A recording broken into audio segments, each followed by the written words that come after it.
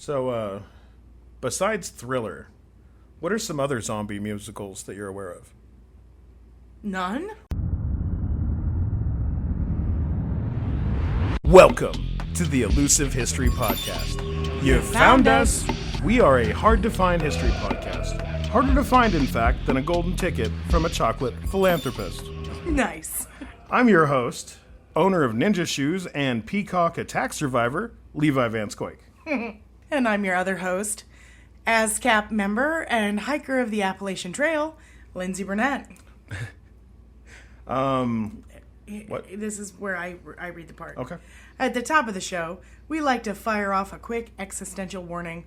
Listen, some of this stuff isn't super good for your mental health. So if you feel like you need to take a break and go touch grass, we get it. Some of this stuff can be pretty rough. And we made it. Yay! We're Part 3! Part 3! Trifecta. We did it. We made it through the first 2 parts. Tres accidental. Yep. Yeah. What does that mean? Three accidents? I don't know. Oh. I don't know. 3-body problem. Which we haven't seen yet still. Still. It's on our list. It is on our list. But, we would rather spend the time recording this podcast. Because this is far more fun. Yes. Well, but not fun for the people who passed away at the event of these. Oh, they're part of history. It's okay. We're also, like we said in episode 1, we're trying to be as respectful as possible. Oh, yeah. So if you found this 3rd episode first, please go back and find the first one where we're way more apologetic and sensitive. And it starts in antiquity, so yeah. A little less apologetic because of the modern stuff. Absolutely, rest in peace to the people we're going to talk about. Yes, bless up. But also, some of these are like, whoa, guys, really? Really, like Adalbert S. Hay. Adalbert. Oh, his parents loved him. We are All right. naming our dog Adalbert. Adalbert. No, he didn't. No, he didn't respond. He's like, what? S. Hay. 23 June 1901. Okay. A 24-year-old American consul and politician died after falling 60 feet from a window in New Haven House in New Haven, Connecticut. Okay, what? The San Francisco Call speculated that Hay had been sitting on the window for air and eventually fell asleep, causing him to fall to his death. Oh my God, didn't somebody like that die during the Passover? Just like that? No, wait. I don't know what you're talking about. The Last Supper. Yes, somebody fell out of a window and Jesus brought him back to life. And biblical historian, my other host. No, the only thing I know about people falling out of windows, well, modern problems, modern answers, is oligarchs, Russian oligarchs. Oh, yes. And falling out of windows. Yes, Which is a very, I don't know, convenient way of... Interesting Venn diagram with oligarchs, Russian oligarchs and windows, yeah. Yeah, and also, what? Heart attacks. Okay. I was going to say Eric Clapton, but... What? Yeah. That song, Tears from Heaven. Okay. Yeah. Jesus. Oh, it's sad. Yeah, it's super sad. Look it up if you're at home. Yeah, I know the story. Oh, yeah, my bad. So, we're going to go on from my embarrassment onto... Well, yeah, but first, I don't think we established that we are now in the modern era. Exactly. The modern era with fire trucks, hypodermic needles, trains. And all of that being presupposed. And, and antibiotics. Yeah, all of that. To help a person live longer, right? Right. So, Stanton Walker. 25th of October, 1902. So, just another year later. Right. The 20-year-old was watching an amateur baseball game in Morristown, Ohio, with a friend on either side of him. One of the friends borrowed a knife from the other to sharpen his pencil as he was keeping score, and when he was finished, passed the knife to Walker to pass to the other friend. As Walker was holding the knife, a foul ball struck him in the hand and drove the knife into his chest next to his heart. Holy shit! Yeah. His friends asked if he was hurt, and he said, not much, but the wound soon began to bleed heavily, and he died within minutes. Yeah. That had to have been the shock. Yeah, and when people are like, "Why can't I bring my machete to the ballpark?" Like they should just be like, "Hey, listen, Stanton Walker is the reason. He's the whole reason. Foul ball, Stanton Walker. You don't want to be my holding God. a sharp instrument when something like that happens." That's absolutely horrific. And damn, you couldn't even see that one coming. A foul ball and a passing knife. Oh man, this next one is going to give you and me both specific trauma nightmares. Oh yay, more trauma. Unknown Hawaiian male. Okay. Early 1903. Okay. Yeah, as soon as I say this, you'll be like, "Oh, that trauma." An unidentified person was beaten to death with a Bible during a healing ceremony gone wrong in Honolulu, Hawaii. Oh, thank God, that one. There's the trauma. We both were raised in cults. It's fine. Yeah. Not in Hawaii, but... Not in Hawaii. I've been to Hawaii. It's beautiful. Wait, that brings Bible thumping to a whole new... God. Wow. Wow, you got there so fast. Be healed! Be healed! He was being treated for malaria when his family summoned a kahuna, who decided he was possessed by devils and tried to exorcise the demons. Oh my God. The kahuna was charged with manslaughter. Oh. Yeah. I mean, yeah. Good. I mean, he did beat a man to death with a Bible. With a Bible. But also imagine getting to the prison yard and being like, "Oh, what are you in for?" What do you... "I beat a man to death with a Bible." Whoa, dude. I tore the tags off my mattresses. Yeah, man, we are not the same. Yes, I'm in here for life. Yeah, because you took one. I got like 2 months, man. I'm gonna go over here with the peach cobbler. I just, See, but what you don't get is he had a demon. Yeah, that's even more reason for me to go over here. Over here, away from. Hey, what do you hold? What's that book? The Lion, the Witch, and the Wardrobe. Wouldn't want to get beat to death with that one either. I'm going to be over here. Is that my Uber? I got to go. What's up? I think I hear my lawyer calling. Oh my God. I'm on appeal. Don't kill me. What's up? Is it my turn again? Yes, it is. I'm sorry. I was still laughing about appeal. Anyways, Benjamin Taylor A. Bell. Hold on. A banana peel, slipping and falling. That's also something else that's funny that's appeal. Okay, go ahead. On appeal. Yep. Mm-hmm. Slipping on appeal. Yep. Objection. My brain had to work that one out there for a second, so pardon me for repeating. I'm like, wait, oh, there it is. Okay. Benjamin Taylor A. Bell. Wait, is he an actual Bell?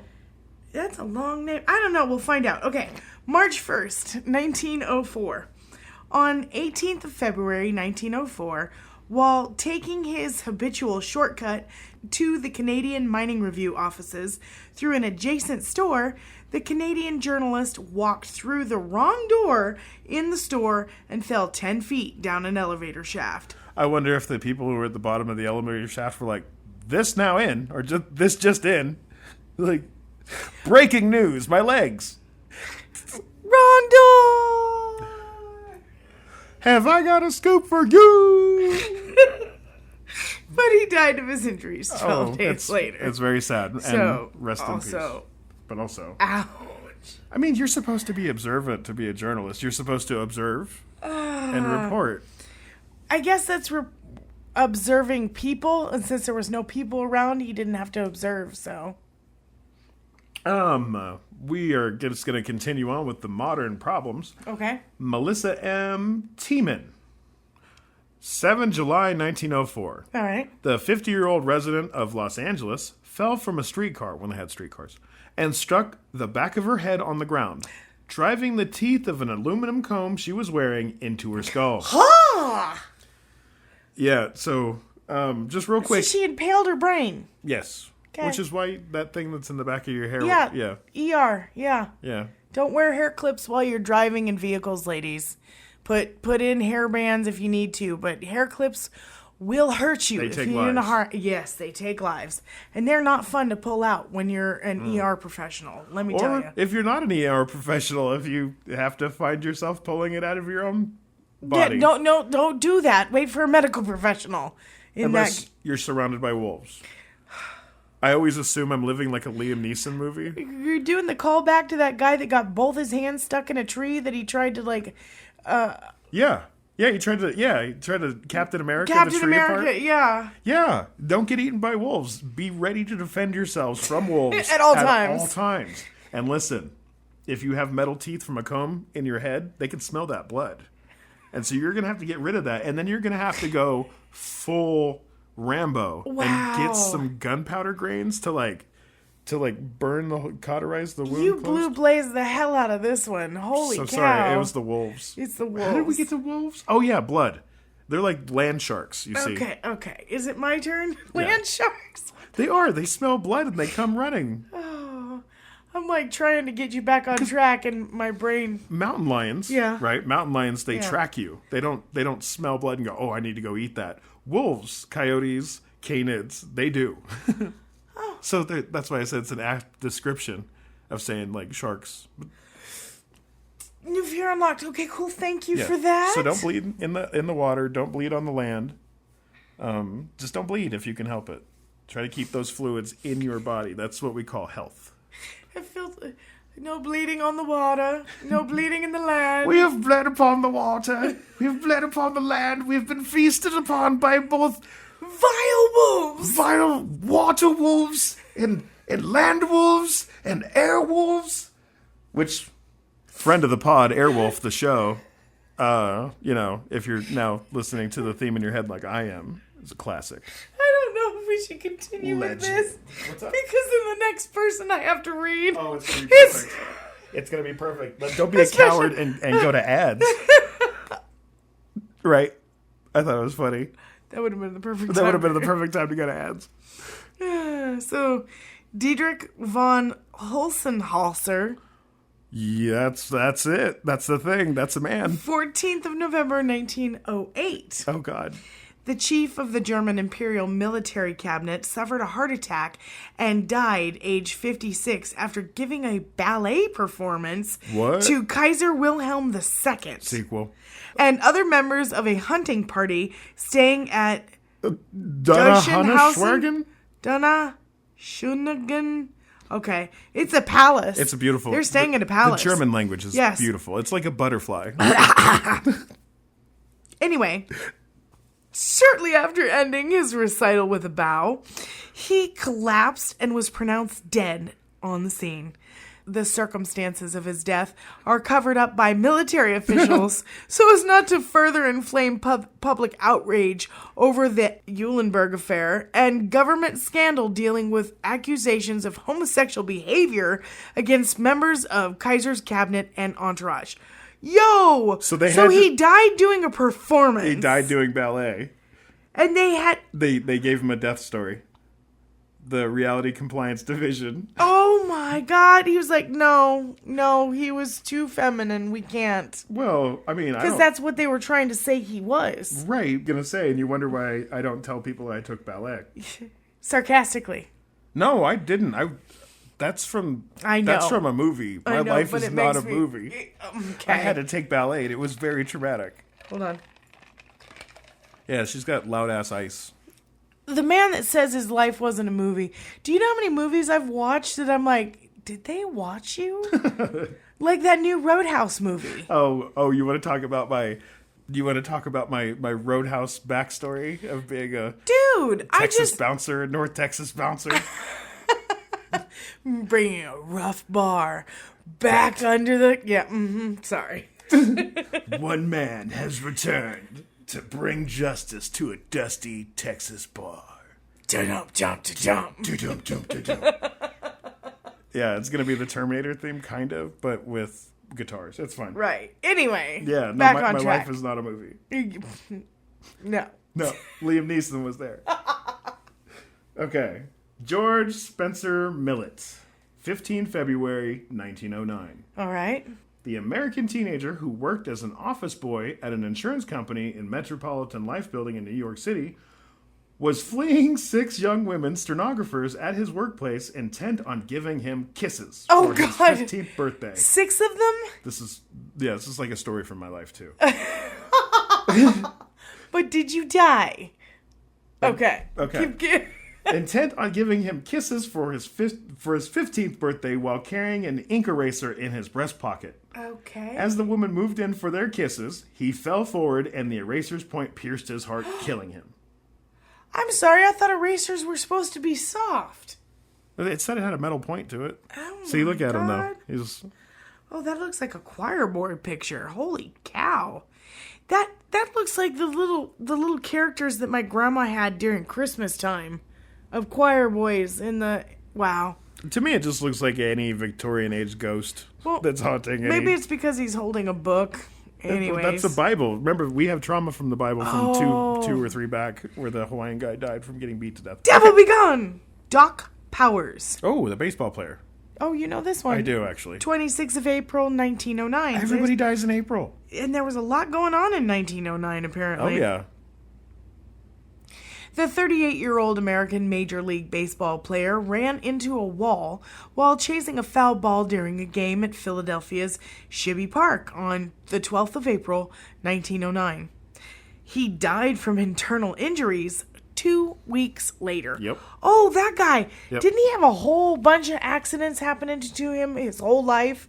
And then that final one, because he had such a high level of pain tolerance that... I don't know, but it sounds like it. I think I know about that guy, yeah. By the time that he finally succumbed of his wounds, they were like, yeah, dude, what the heck? And he's like, oh, I didn't know it was that bad.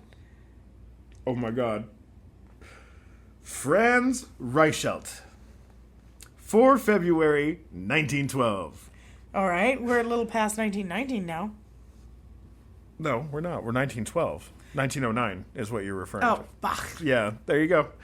The tailor and inventor leaped from the Eiffel Tower and fell to his death wearing a parachute made from cloth of his own invention. I was wondering when this guy would come up. Yeah. He was asked by friends and authorities to use a dummy for the feat, but declined, saying, I intend to prove the worth of my invention. Mm-hmm. He was known as the Flying Tailor, which sounds like a wrestling name. Oh, it didn't have... Okay. First off, does it have a picture? There's the picture. It is a crazy looking outfit. I saw a video of this like a while ago. They had video of him where he stood on the edge, like kind of rocking back and forth for 40 seconds. Mm-hmm. And he looked at the crowd and he said in French, till I see you next time. And then... Okay, so it looks like a wingsuit made out of wingsuits, much like Voltron was one large robot made of 5 different sized lion bots. Well, okay, 4 of them were the same size, but the middle one, the one that made it, it was bigger. That's what this looks like. It looks like he's got wingsuits coming out of his shoulders, his hips, his legs. He's also got one across. It looks like a huge mustache. It's crazy. And then one tented behind his head. Yeah. Yeah. That's what you... One big one. Yep. Yep. It looks like the final boss in a parachute game that you'd have to fight. Right? While the man was an incredibly talented tailor, he was not a good engineer. Not when it came to physics. I can see from here that it's held together with what looks like braided tassels. Like it's got. So it looked pretty. It's very pretty, but non-functional. So semi-functional. Rest in peace, sir. Rest in peace. Resto momentum. Julian Carleton, 7th of October, 1914. The servant to American architect Frank Lloyd Wright committed a mass murder spree. What's this now? Yeah, what? Because I grew up in Arizona, so Frank Lloyd Wright is around everywhere. Yeah. So the servant, apparently, to Frank Lloyd Wright committed a mass murder spree on the 15th of August, 1914, at Wright's Taliesin Studios. Talk about elusive history. Taliesin Studios, yeah. During which he killed 7 people with a hatchet and set the studio ablaze. Carleton then attempted suicide by drinking hydrochloric acid. Holy. That's some intenseness. Holy cow. Wow. However, this failed to kill him. Okay. After nearly being lynched, Carleton was arrested and brought to jail in Dodgeville, Wisconsin. That's a long ways. Wow. Where having severely damaged his esophagus, he starved to death 47 days later. So he killed all these people, survived a lynching, but then died of starvation because of a crushed larynx. Or esophagus. Yeah, that is... Wow. You know what that reminds me of is Rasputin. Yeah, kind of. Which is funny because... Oh, is he... It's the next one. Gregory. Rasputin. 30 December or 17 December 1916. We may have to do a story on him way down the line because his story is fascinating, but go ahead. Yeah, I think he's probably one of the most successful con men in the history of the history. Mm-hmm.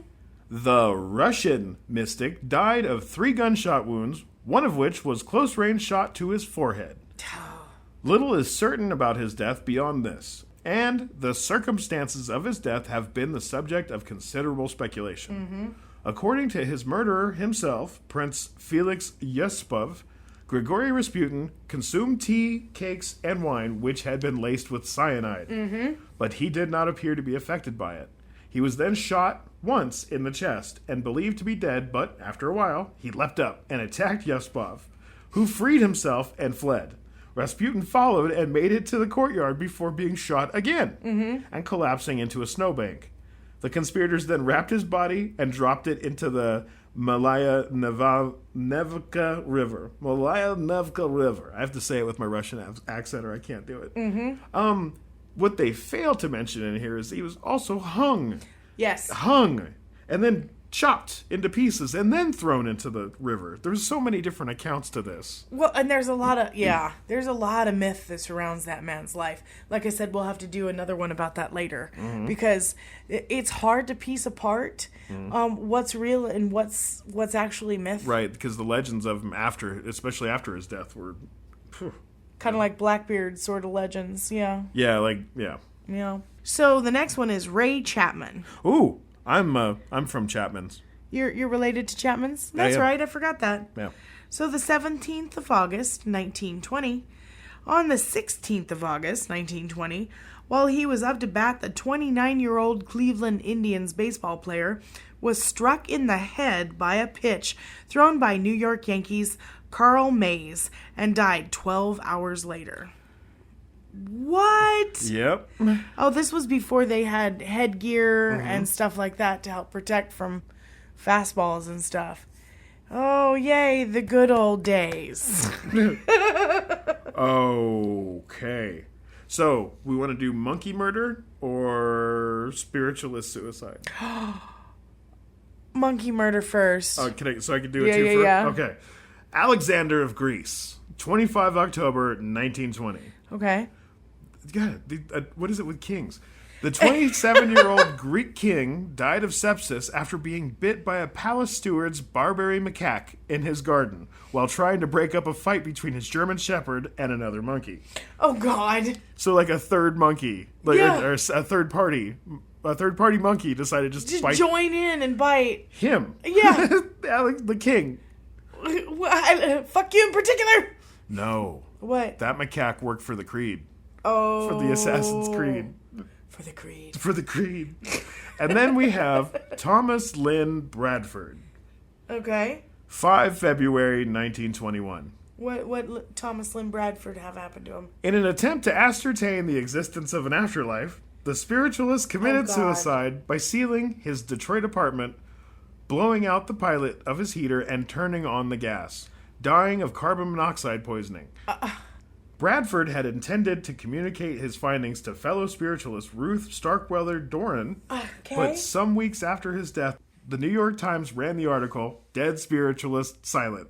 Oh my God! So, didn't get an answer. Oh, wrong frequency. What on earth? What? He ghosted her. The original ghosting? Wow. He's screening his calls. Oh. Wow. I don't understand why you would off your... We all get to that point eventually. Why would you off yourself right then and there? Oh my God, the thought process of that is baffling. Like, look, I want answers. Like, so bad. I want them now. I want them so bad. Those are my answers, and I want them now. I'm willing to risk anything. Including death. Oh my God, okay. George Herbert, the 5th Earl of Carnarvon. 5th of April, 1923. Another April, friend of the pod. Yeah, it's very interesting how often... Death follows April.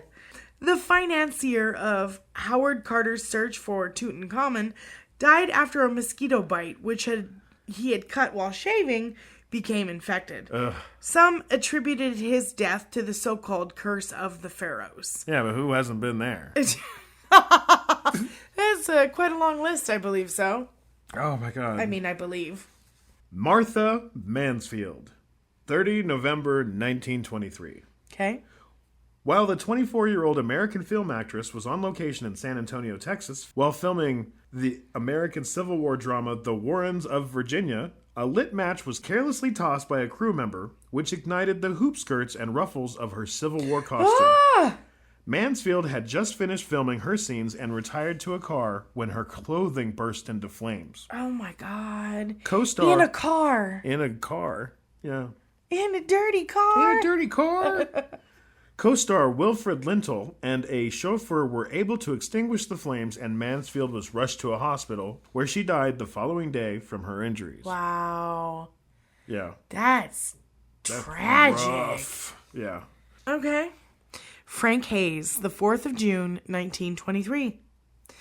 The 22-year-old jockey from Elmont, New York. Oh, okay. Yeah. Can I just tell the story instead of reading this one? Okay. This is the reason this episode exists. Right. Okay. So Frank Hayes, this guy, all he wanted to do was be a jockey. Yeah. Right. So he unfortunately was a little too tall and a little too heavy to be a jockey, but he still got a job being, he'd muck the stalls, walk the horses, ride the horses. I forget the name of it, right? And so something happened to the jockey that was supposed to ride the horse that was going to be in this major race, right?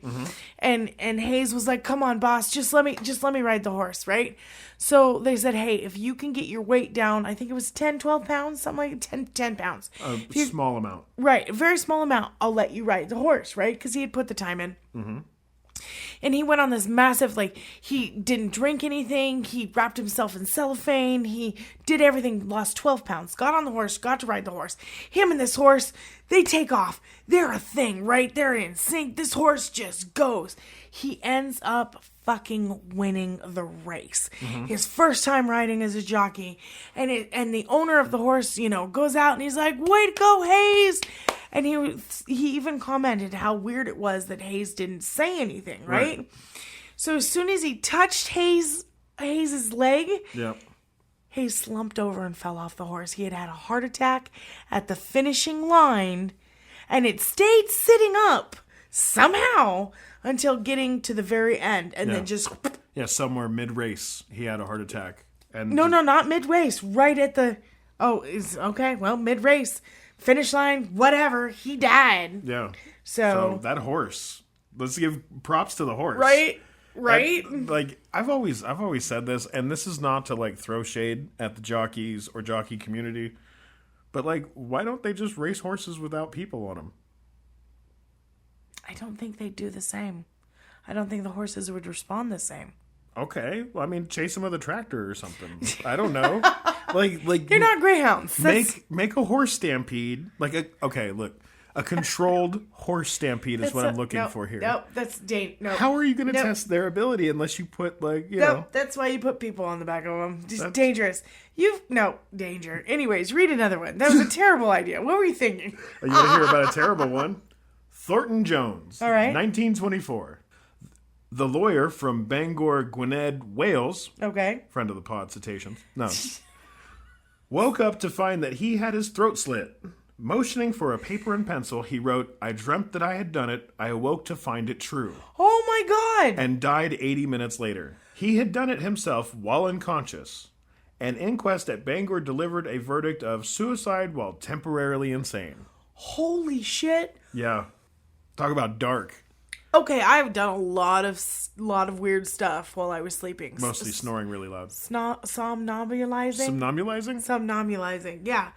Do you know what it's called when you get the munchies and you go and you go sleepwalking? What? It's snom nom nom nom nomulizing. Oh, nice. That one's mine. Trademark. Yeah, so I can't even imagine slitting my own throat. That's why Holy insane shit. people do stuff like that. Don't go to sleep with anything sharp around you. Ever. So, Calvin Coolidge Jr. Oh, son of the president? Apparently. July 7th, 1924. The 16-year-old younger son of Calvin Coolidge played... Yep, you did. Nailed it. So, the 16-year-old younger son of Calvin Coolidge played tennis with his elder brother at the White House. The 16-year-old younger son of Calvin Coolidge played tennis with his elder brother at the White House tennis courts and neglected to wear socks. Oh, yeah. A blister on the third toe of his right foot resulted, which quickly became infected, and he died just over 1 week later when sepsis set in. Holy... What? Yep. I have had a lot of blisters in my life, and never once from has the it... Appalachian Trail. Yeah, that was a couple, but I never once have had sepsis set in. His feet must have been nasty. Yeah. Insert quip here. Wash the wound. Jesus. Anyways. Bobby Leach, 26 April 1926. Okay. April. The American stunt performer died after a botched amputation of the infected leg, which he had broken after slipping on an orange peel. What? What? The thing that made this man famous was going over Niagara Falls in a barrel. That dude! Yeah, 15 years and earlier. And he died from slipping on an orange peel. Yeah. What? That is some weird way to die. Especially after surviving Niagara Falls. Right? That's just... And how many people didn't? Jeez. Wow. So, Philip McLean. Okay. McLean. 1926. Just 1926. It doesn't even say when. No. The 16-year-old and his brother were clubbing a cassowary. Yeah, cassowary. The big-ass birds that look like dinosaurs? Oh. Okay, what happened now? So, the 16-year-old and his brother were clubbing a cassowary. You said it right. On the family property in Mosama, Queensland, when it knocked him down, kicked him in the neck, opened a large cut, leading to a death from loss of blood. What? Let me show you what one of those looks like really quick, and you'll be like, whoa. Oh, so the walking dinosaur. Yes. Okay. Yeah. Yeah. No, thank you. No, thank you. I mean, that's one hell of a way to die. Could you imagine explaining to St. Peter... how'd you get here? Well... I think I'd have a lot more to explain to St. Peter than from the assassin bird. Assassin bird. Yeah, I died from a dinosaur bite. Okay. Isadora Duncan. All right. 14 September 1927. The American dancer broke her neck in Nice, France, when her long scarf became entangled in the open-spoked wheel of a rear axle of the Amilcar GGSS automobile in which she was riding. Oh my God! Yeah. I've heard of some tragic things happening because of something like that, but horse and buggy wheels, not a car. Yeah. Wow. Wow. Well, rest in peace, ma'am. Yeah. Arnold Bennett. March 27th, 1931. The British novelist was dining in Paris with his partner Dorothy. He drank 2 glasses of tap water during the meal. Oh, God. Scoffing at Dorothy's claim that the water in Paris was not properly treated Never trust to tap be water. safe to drink. Within 2 days, he contracted typhoid fever and died 2 months later. You hate to see it, but also, guys, tap water. The reason it doesn't taste good is because it's not good. We covered this in our toilet paper episode. It hasn't been good, still hasn't been good. Just don't. Don't do it. That's the worst case of I told you so ever. Yes. Well, that's why. I mean, trust the locals. Whenever you're at a place and somebody's like, hey, we did not drink the tap water. It's gross and filled with faces. I assume. And they're like, oh, I'm not going to drink that. That's why we drink wine. Yeah. Because there is no safe water sources in all of Europe. That makes sense. As a horrible French accent, I'd like to apologize to anybody that would be offended by that. Anybody that listened. We're a sensitive podcast. Eben Byers. Eben Byers. Okay. Eben Byers. That's a cool name. Yeah, it is. 31 March 1932.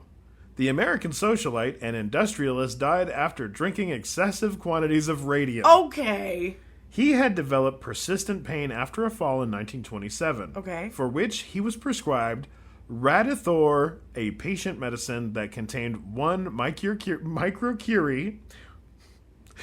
Sorry. Like as in Madame Curie? That's right. All right. Who developed and found radium. Well, 1 microcurie, each of isotopes 226 radium and 228 radium. He drank a total of around 1,400 doses. Oh my God. Which concentrated in his bones, continually irradiating him.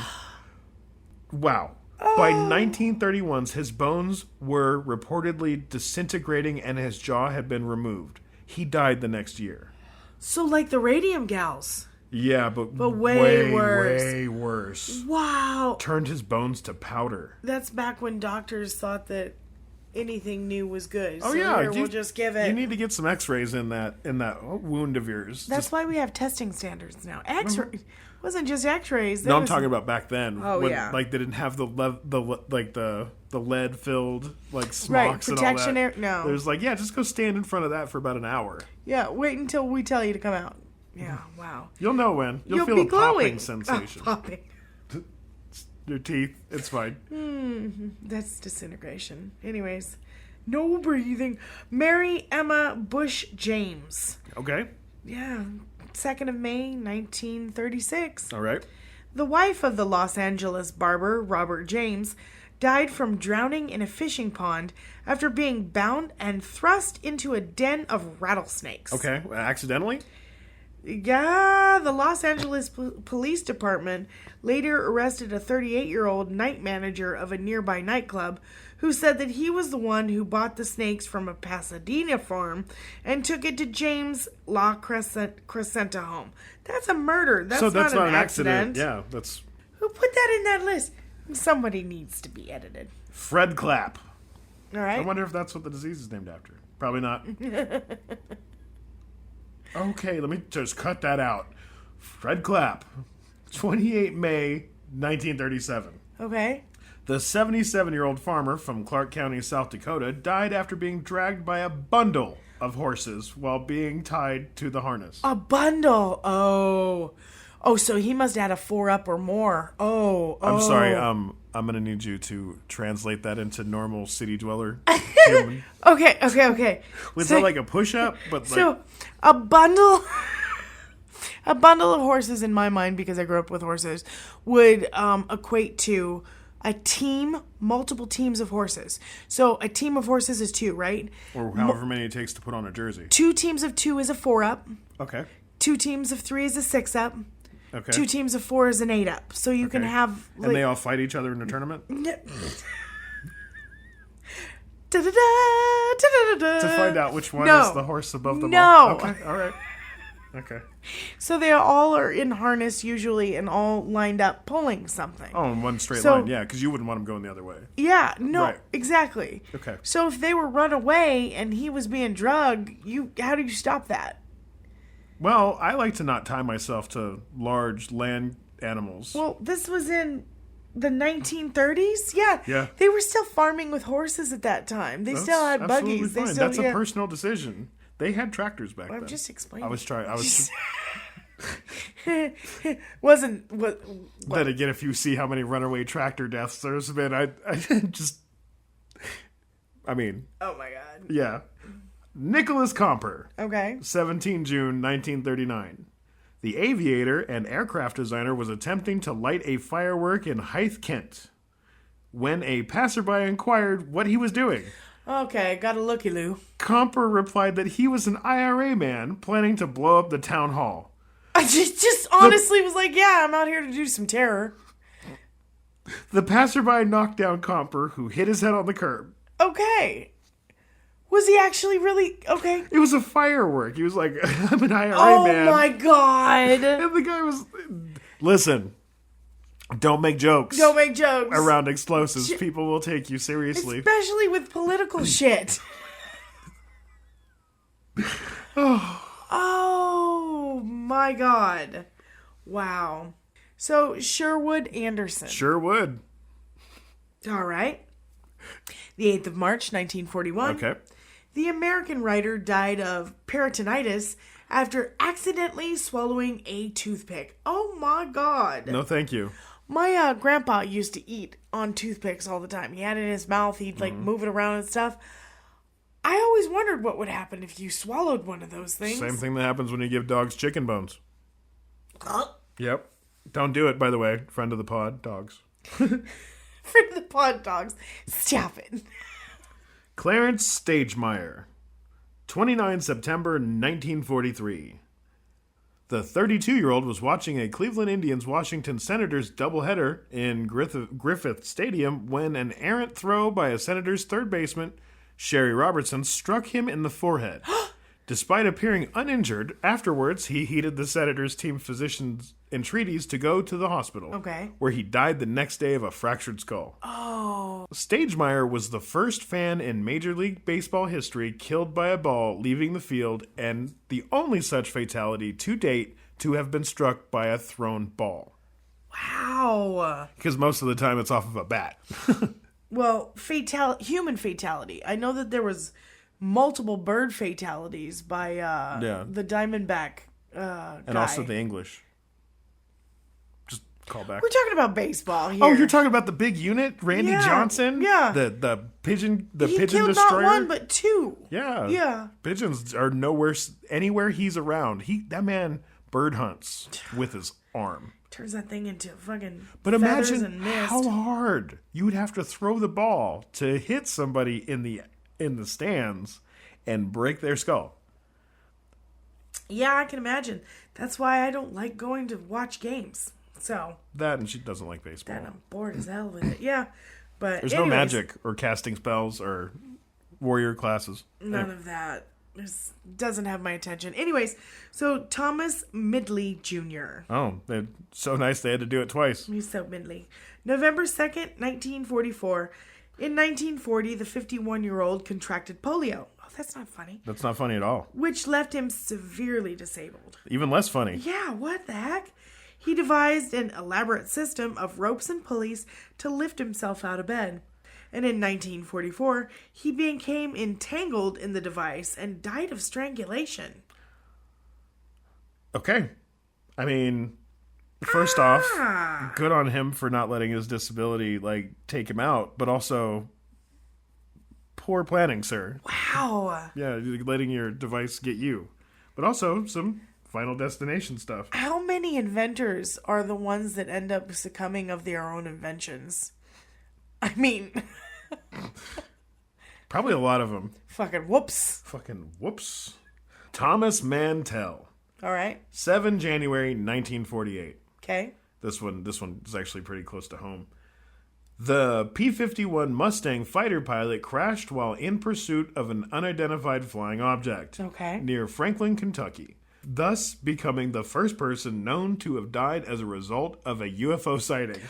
Officially, the object remains unidentified, though most likely an explanation is that the U.S. Navy's skyhook balloon. So they had a skyhook balloon in the area, so he crashed chasing a balloon. Oh my god. That's insane. I got to meet a P-53? P-51 Mustang. Mm-hmm. I got to meet one of those pilots with my grandpa. He was a friend of his. One of the quickest witted old men I'd ever talked to, man. He was 99 at the time, and he loved making sarcastic jokes, and he had a bony finger. He'd love to poke me in the side just every time he made a joke. I'm like, dude, that's funny, but ow. Yeah, why are you shanking me like a prison movie? Speaking of which, I watched Blood In, Blood Out last night. Okay. Yeah. Okay, anyway. Shout out to a prison movie, just randomly. Shanking, that's where I got the idea from. Okay. Mary Reeser, 2 July 1951. Found by the police in her St. Petersburg, Florida home, almost totally cremated where she sat. While her apartment was relatively damage-free, some speculate that she spontaneously combusted. That's a thing? Yeah. People just spontaneously combust? Through history, yeah. Sometimes. All right. Looks like it's a new rabbit hole I gotta go down because... Right. So the episode on spontaneous combustion will be coming at you soon. Apparently, because what the hell? I could tell you what it is. What? So, when people use coal, especially in their homes, and they're around coal, and also you're around synthetic fibers and all of these things. Or she might have coated herself in perfume, which has happened. Talcum, which there's a kind of talc that used to be flammable. There's all kinds of things because they used to rub phosphorus. Some of the makeup was phosphorus. Oh wow! They used phosphates in dyeing and bleaching, or not bleaching, but dyeing clothes. There's a bunch of reasons why spontaneous combustion was a thing. All right, well, thank you for explaining that. So. Also, everybody liked to get real flammable and then have to use candles and gas lamps and fireplaces to light the rooms. So, I mean, it was bound to happen. It's not really spontaneous. No, it's just an easy way to say, well, it just happened. Yep. Margaret Wise Brown. Let's find out how wise. November 13th, 1952. The 42-year-old author of Goodnight Moon was hospitalized for an ovarian cyst. Aww. To prove how healthy she was after treatment, she kicked her foot in the air, dislodging a blood clot in her leg. The blood clot quickly traveled to her brain, and she died in emergency surgery. Holy shit! Wow, good Yeah, night, I'm looking Moon. good. Look at this. Pop! Oh my gosh. Mm-hmm. Good night mood indeed. Wow. Gareth Jones. There's a name. Yeah. 30 November 1958. Okay. The British actor died of a heart attack between scenes of a live television play. Underground on the ITV network. Other members of the cast improvised lines such as, "I'm sure if so-and-so were here, he would say," to compensate for his absence.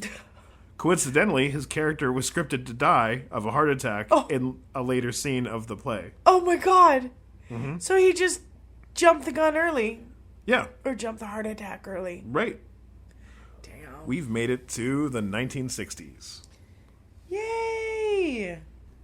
So we're going to fast forward here to... We're just going to jump around for a while. Yeah.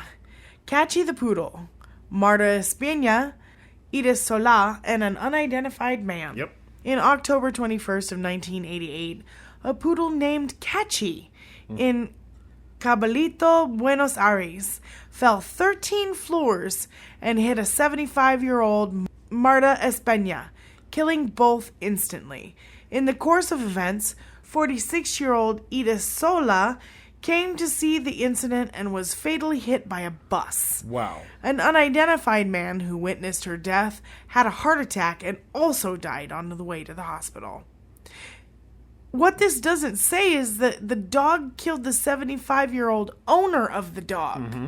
That's what it saw its owner on the 13th floor. And bumped into the window and fell out. And fell out on the owner, yeah. Mm-hmm. Wow, that's... Talk about separation anxiety. Right? Poodles are drama. So much drama. So, we've got Burned Brandis. Burned Brandis, okay. 9 March 2001. Oh, pretty recent. Voluntarily slaughtered and eaten by Armin Mewes. What? Following an appointment via internet, at Brandis's request, Mewes first amputated Brandis's penis, and they unsuccessfully tried to eat it. Oh my god. Mewes taped the entire amputation, killing, and conserving, and eating of Brandis. Oh my god. Mewes was eventually arrested and sentenced to life in prison. Wow. Mewes became a vegetarian during his prison sentence. Yeah, I wonder why. Wow. Roger Wallace, May 2002. The 60-year-old was flying his 5-foot wingspan toy in Tucson, Arizona, when he lost sight of it in the bright sun. That'll happen. It struck him in the chest, killing him instantly. Oh. Found it. It's not a hobby anymore. No.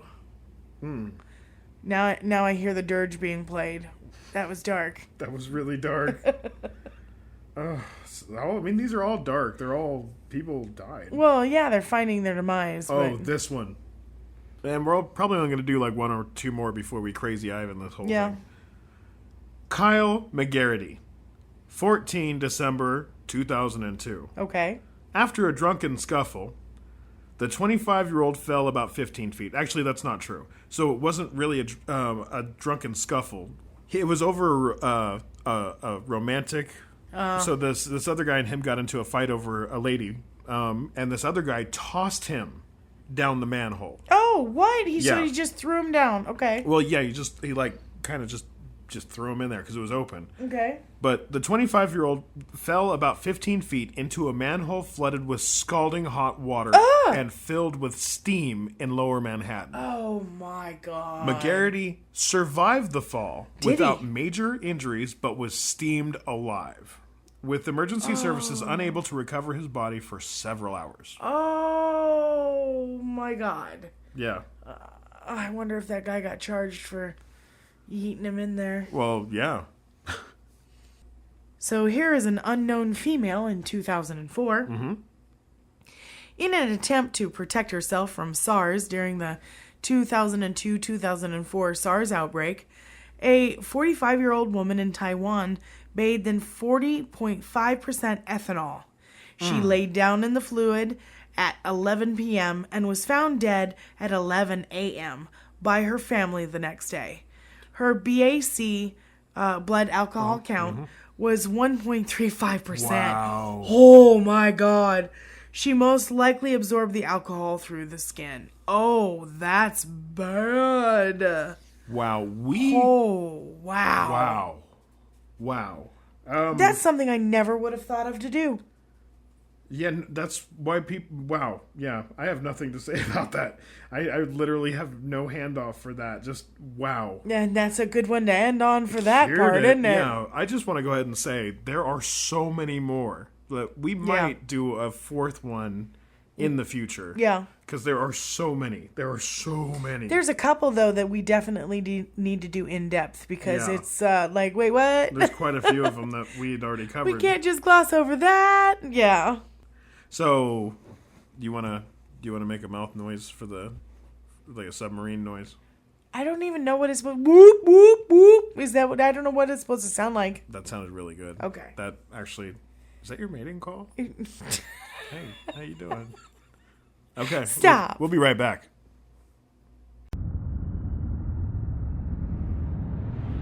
And we're back. And we're back with a crazy Ivan. We do the flip. Some things in here don't react well to bullets. Yeah. I don't even know what to say to that. Okay. So we're doing the crazy Ivan into people who are incredibly lucky. Mm-hmm. So the complicated karma of luck, the luck variety. In other words, the fates deemed to step in and change their course a little bit. Yeah. Somebody said in the karmic suggestion box, hey, this person deserves something good. Right? Terry Priest. Oysters are a beloved fine dining food, highly sought after in restaurants and by cooks at home, for their flavor, texture, and sometimes even price. They're thought by some to be an aphrodisiac, and Terry Priest is more than in love with them. Uh-oh. Now that she found a pearl in one. Oh? With the simple act of getting a few 49-pence oysters from Tesco, much like other customers do, Terry Priest managed to beat the 1,000,000-to-1 odds and find one of the pale treasures inside. She's about to move to Spain, and her colleagues at the homeless shelter she worked at made the pearl into a ring worth £500 as a going-away present, to always serve as a little reminder of her great luck. Oh, yeah. Wow. People usually don't find No. pearls and oysters. That's incredible. Yeah.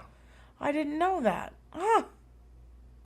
So here's an incredible story of luck. Lena Paulson. His name is Robert Paulson. Lena. Oh, sorry. Lena Paulson. That was, I can't help it. It's like, how Yeah. they call it. Brainwashing. What's up? Yes, stop it. In 1995, Swedish woman Lena Paulson set aside her wedding ring to do some Christmas baking. But when she went to return it to its rightful place on her finger, she discovered it was gone. Abracadabra. After years of searching, she and her husband came to the conclusion that the ring was lost forever. That is, until 2012, nearly 16 years later, when Lena found something waiting for her in her garden.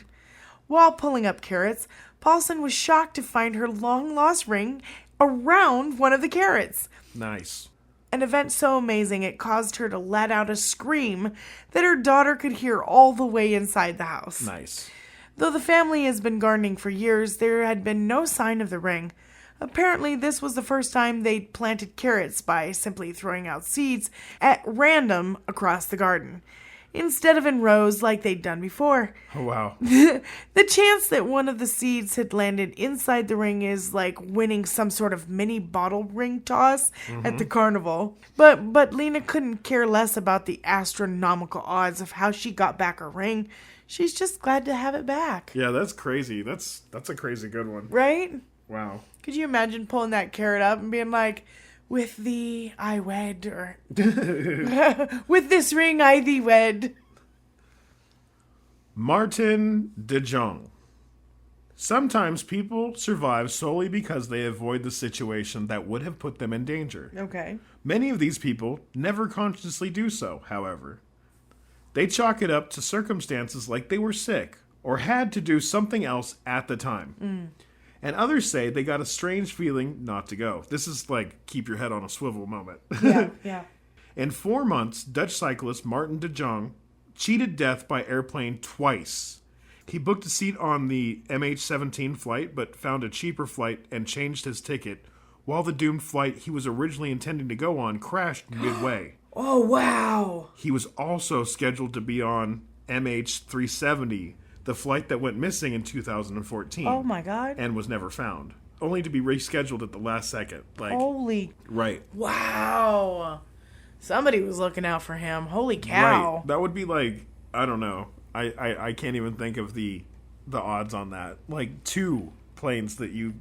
Because, okay, I've seen this documentary called Final Destinations, okay? And getting off a plane at the wrong time started all of everything. All of it. So this man, I wonder how many people he killed in his wake, the same way that kid did in Final Destinations, in weird and fantastical ways. Oh, God. Also, don't follow too close behind logging trucks. No. It's never a good idea. Yeah. Do you have anything else? Wow. That was a ride. Yeah. That was a whole ride. There seemed to be a lot more dumb ways to die than the lucky people out there. Yeah, luck is way... I mean, bad luck, I guess, is more common. But good luck is really rare out there. It's got to be something akin to, like, bad news travels faster than good news sort of situations. Right. Oh, my God, yeah. Right? Because who wants to go out there banging a gong saying, hey, guess what, guys? I just avoided a bus. Or whatever. Right. Oh, my God. Right? Like, you just go home, pour a big glass of wine, and then, yeah... Thank your lucky heavens that wasn't you. Wow. I just can't believe there was so much bad. There were so many grisly, nasty ways of going. As with life. But, like, the lucky stories we found were pretty much people just avoiding that fate, specifically. And not even by their own volition in a lot of places. That one guy that survived all of the car crashes, all of the trains, and then won the lottery. His house blew up. Yeah, but he still won the lottery. And he was able to buy a really safe house in Croatia. Yeah. Yeah, I mean, just saying. Karma it's complicated. This world is such an interesting... It's a stage. It's such an interesting place it is. To live in. The Twilight Zone on a stage wrapped in an enigma. Wrapped in danger, wrapped in darkness and illness. And on that note, who do you want to do a shout-out for this week? Ducks. Ducks? I would like to shout out all of the ducks. Baby ducks, adult ducks, flying ducks, swimming ducks, doesn't matter. Ducks. Turn down for ducks. Slow down for ducks. Because when my army of baby ducks and well-trained crustaceans eventually takes over this entire planet, it'll be because of the ducks. Beyond like Donkey Kong. That's right. Yeah. So that's my shout out to ducks. Bow down. All right. Well, fair enough. My shout out this week is to my niece Lila. Mm-hmm. She was chosen to do a solo, as she plays violin in orchestra, and she was chosen to play a solo for that. And I wanted to give a huge shout out to her. That's She's awesome. Amazing. Awesome I'm niece. so proud of her. She's a badass. Absolutely badass. Keep going, Lila. I love you. So, what I would like to do is, so you have like the fully contained package of the product that you want to send her as the shout out. Yes. I would like to turn it into a value pack by adding an extra 30% on top of the normal amount in the package. Bonus, bonus, bonus. Bonus package. So her shout out plus 30% more, because I'm going to give an additional 30% out to the shout out. So What she said, but better. But 30% more. Yeah. Shout out, Lila. With love. With love. As always, we'd like to leave you with the best vibes possible. Exactly. Yeah. Since we took down your emotions all the way to the floor level, we gotta bring it back up again. Right now is when you should be running to go touch grass. Well, not right now. Wait until we finish. But Right, exactly. Then run out and go touch grass. I don't know. Go try to talk to a hummingbird. They seem nice. Or hug a tree. I don't know. Check the tree for ticks. And sap. Spiders. Yeah, and sap. Actually, just go put your toes in some grass. Don't do that. You're going to get hookworm. Listen. When I say touch grass, I mean with your hands, and then go indoors and wash them immediately. You're no fun. I am fun. That's why I'm still alive. Okay. Because we just covered wash your hands. Oh, yeah, sepsis. Sepsis and all. Yeah. If you get a blister, doesn't matter if you're the president's son. Wash your skin. You wash your feet. Don't get You sepsis. wash your dirty feet. You wash your feet. All right. On that note. Well, and on a couple of notes. We'd like to, like we said, leave with positive vibes, but also keep your head on a swivel. Yes. It's dangerous out there. If you get arrested, shut up. Don't say nothing. Don't say anything. Except for lawyer. Lawyer, that's it. Phone call. Phone call. Don't trust large birds. Yeah, because I got attacked by a peacock one time. That's right. You can't trust the cassowary that killed that kid. Mm-hmm. Don't trust large birds. Peregrine falcons. It's a horrible thing. Avoid them. Avoid them at all costs. Yeah, be nice to animals unless they're trying to kill you, and in which case, try to talk them down. Like a grizzly bear, if it's charging you first, be like, hey, would you like to talk about why you're having all these big feelings? That's not how you do it, but okay. All right. Anyway, large birds are dangerous. Stay away from them. Check your canoes for holes, always. Keep your head on a swivel. Turn down for ducks. Slow down for ducks. And as always, stay elusive.